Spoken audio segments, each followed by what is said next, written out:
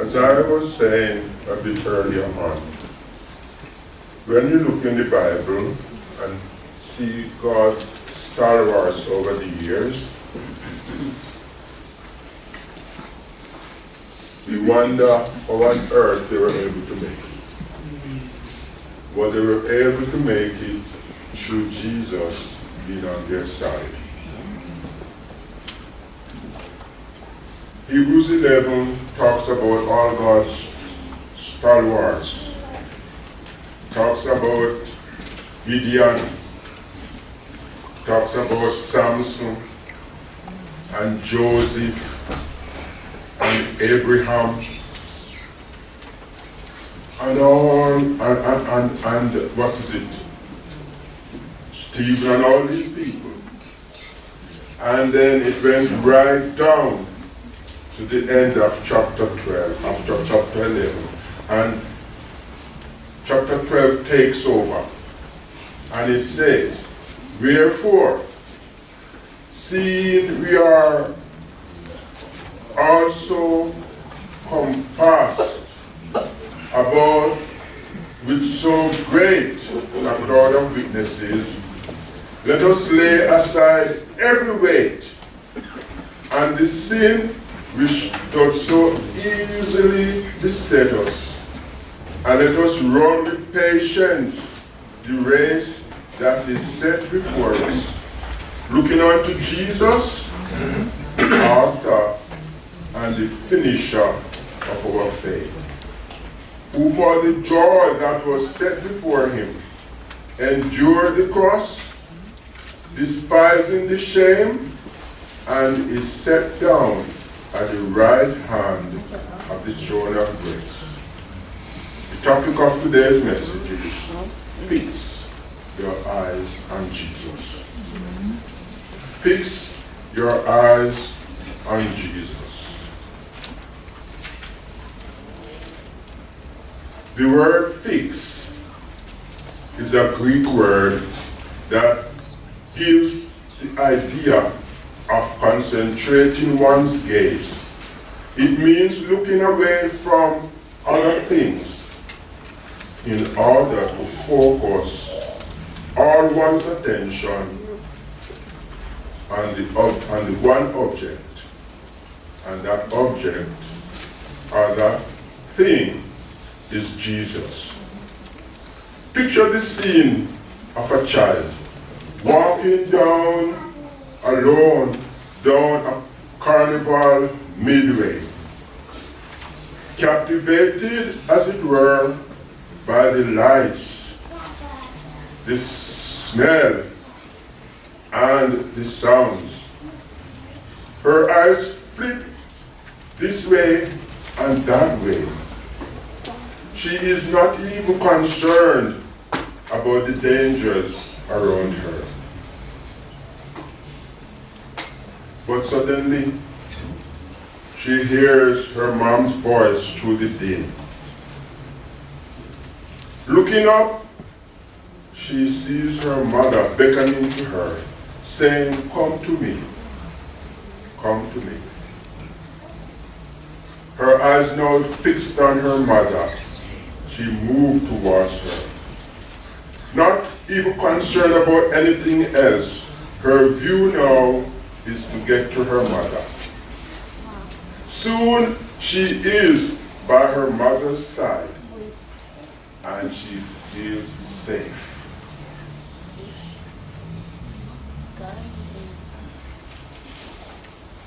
Additionally, I'd like you to think of a coach in charge of a set of some athletes. They are in a race now. He says to the students before they run out, fix your eyes on the line. And when the sound goes, run as fast as you can towards the line. Don't look around. Don't look back. Just look straight ahead and run as fast as you can to the line.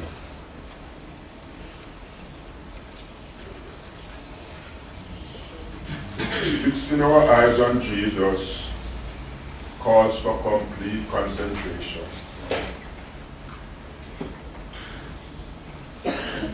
But this fixing of eyes don't mean you just look up and fix your eyes there. It means fixing our eyes on Jesus in everything we do. In everything we do. In our studies, those of us who are in university, in our jobs, in whatever we do, Jesus should be the center of our thinking. He fights our battles for us, and we can count on him. Jesus never let us down. Have you found it so in your own lives? Somebody says, we have nothing to fear as we go through life, except we forget how the Lord has led us along the way.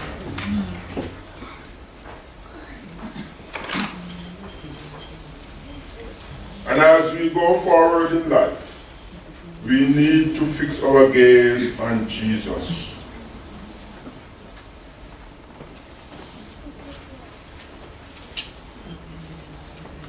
Fixing our gaze on Jesus will affect how we use our time. The question is, what fills our gaze? Is it Jesus? How could it possibly be anything else? Many years ago, a man hired an experienced guide to lead him on a hike onto the Swiss Alps. After many hours, they arrived at a remote high mountain pass. To the man's dismay, he discovered that that path was almost washed away. What could he do? To the left was a sheer rock cliff. To his right was a precipice that dropped almost 1,000 feet. Looking down, the man felt his head growing faint, just like I felt when I ascended the stairs this morning. He felt his head going faint, and his knees began to buckle. Just then, his guide shouted, "Do not look down, or you are a dead man. Keep your eyes on me, and where I put my feet, put yours there as well." The man obeyed the command, and soon he passed from danger to safety. Fixing our eyes on Jesus is critical advice at the beginning of a new year. No one knows what lies ahead for any of us. We all have our plans and dreams. All of us do. All of us, and maybe most of us, have made New Year's resolution. But nobody knows the future. The times and seasons of life are in God's hands. Sooner or later, we will arrive at a dangerous pass where the way ahead seemed to be washed out. At that instant, we can panic, we can become so troubled, and some of us might even lose our heads.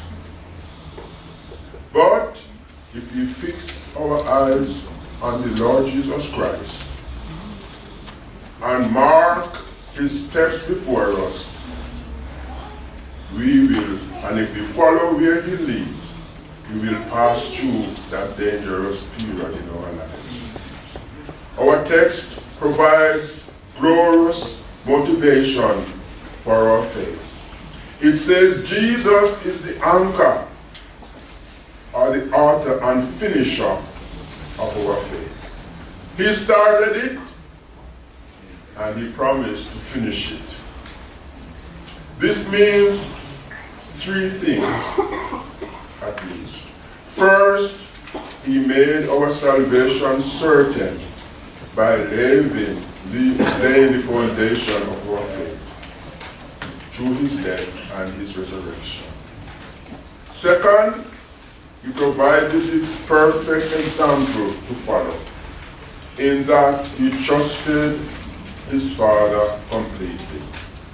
No matter what happened to Jesus, he trusted his Father completely. Despite being tempted sorely in the wilderness, he did not give up. And in the Garden of Gethsemane, he surrendered his human will to the perfect will of his Father. Thus, he provides us with the faith we need when tempted and feeling like giving up. Jesus is the author of our salvation. The faith that we need, he gives it to us. No one was ever tested like Jesus, and no one ever passed the test like him. And Jesus promised in his word that he will never, but never give any of us more than we can bear. The Bible states that for the joy that was placed before him, Jesus endured the cross. He despised the shame, the scoffing, the ridicule, and the ultimate humiliation. You know, crucifixion was a slow, lingering, agonizing death, often lasting for several days.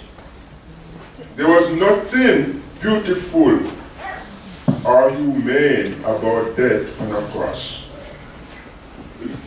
This type of death was reserved for the worst of sinners, the worst of criminals. And that was the death that Jesus took for you, and he took it for me. I ask the question, where is the joy in that kind of death? The answer is that there is no joy in that type of death. But Jesus took that death, that crucifixion for you and for me. The question is, having paid such ultimate price for your salvation and mine, will he pay it in vain? That to a large degree depends on you and me. Because in spite of Jesus' love for us, I suggest to us that he will never, but never burn any of us to service.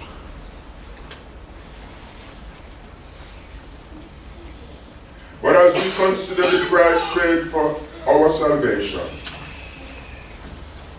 are we determined that Jesus will not pay that price for us in vain?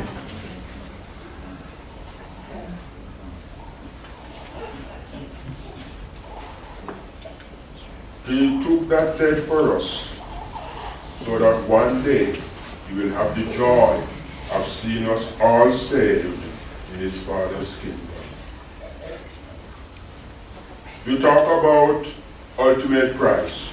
He paid the price for us that he will see us saved in his Father's kingdom. And if we should, the text we have just talked about, the joy of, he went to the cross. That was ultimate sacrifice he paid for us. And he paid it that we would be saved in his kingdom. We need to keep our eyes on Jesus, through thick and thin, that the price he paid on Calvary's cross for us will not have been paid in vain. Jesus paid the price for us, who for the joy that was set before him endured the cross, the scorning, the shame. And those two words don't seem to go together. The cross speaks of pain. It speaks of suffering.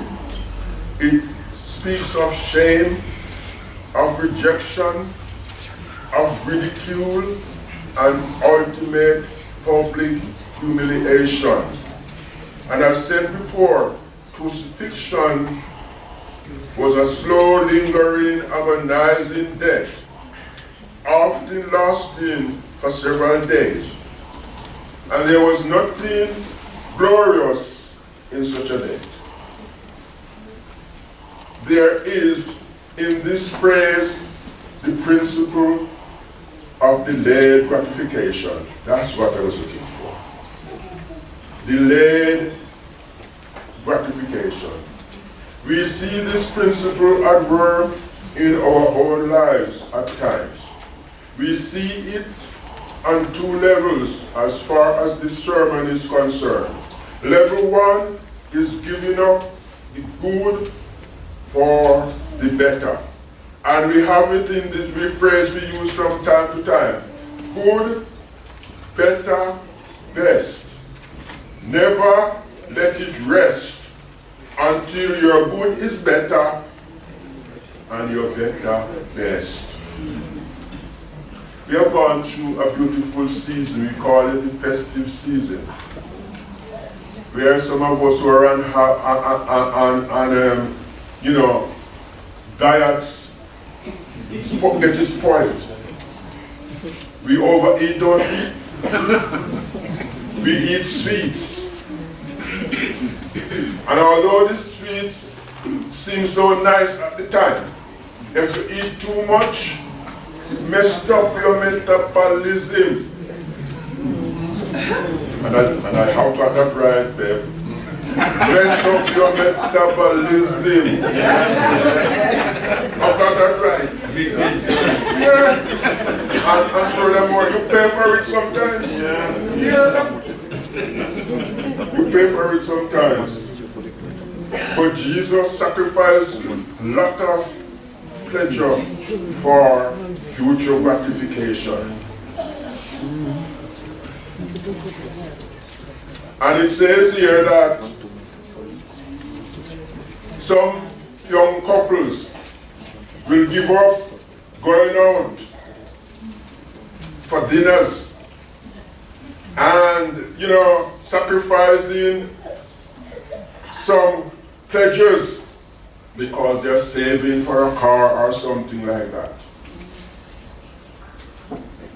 Both of these things provide human pleasure, but one is forfeited for the higher. So they gave up going out for food, for meals, because they want to buy a car. It brings pleasure both sides, isn't it? But getting a new car is higher than going out for a meal or two, isn't it? Yeah. It's more lasting anyway. Delayed gratification.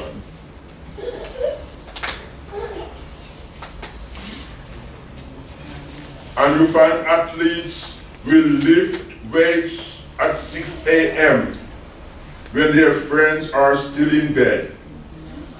They give up sleep in order to win the championships next year. And we see Tyrese sometimes practicing on that piano. As soon as he gets the chance, he hits the piano. And guess what? a few weeks ago, when we had this program, he played a beautiful R2, beautiful pieces, isn't it? Yes. And we said, thank you.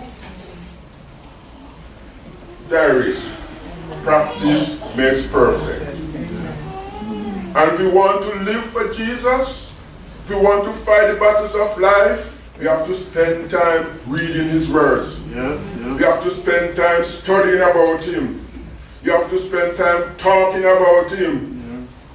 And when Jesus becomes the center of our thinking, we like talking about him, isn't it? Mm-hmm. And I see Bev beckoning to her husband. And we see the benefit as he sits on that music in it. And when Clarence isn't around, lucky now we have a trainee coming up, Tyrese. We are lost. We miss him. And sometimes I will say to Clarence, thank you, man. And he said, for what? But I'm telling him that I appreciate what he's doing, isn't it? Yes. And guess what? We need to appreciate each other. Yes. And we need to tell each other we love them and appreciate what they're doing. Yes. Don't wait till the man is dead. And he goes saying all his niceties at his funeral and he can't hear. Yeah. Come tell me, Ron, be encouraged. Fight on. Jesus loves you. Did you see how I was excited when the little boy said something nice for me this morning? Yes. It was good. It was good to hear. And you know, children, God bless them. God bless our youngsters. God bless them. Let us cherish them. Let us cherish one another. Jesus said, follow me. Are you willing to follow Jesus to the cross? Even to the cross?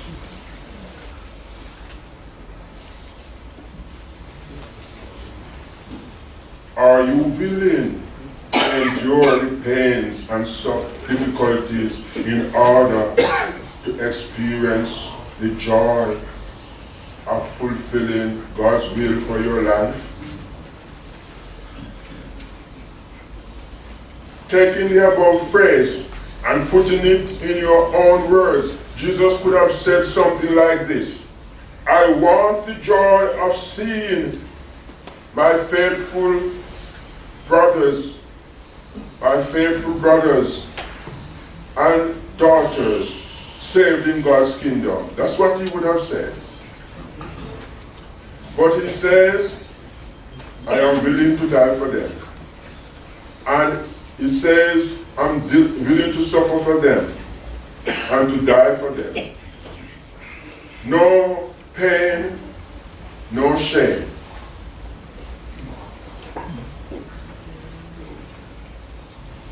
No pain, no gain. No suffering, no glory. No cross, no crown. No tears and no joy. Keep your eyes, dear Christian friends, on Jesus. We all like to talk about the empty tomb, don't we? But you have to die before you can rise again.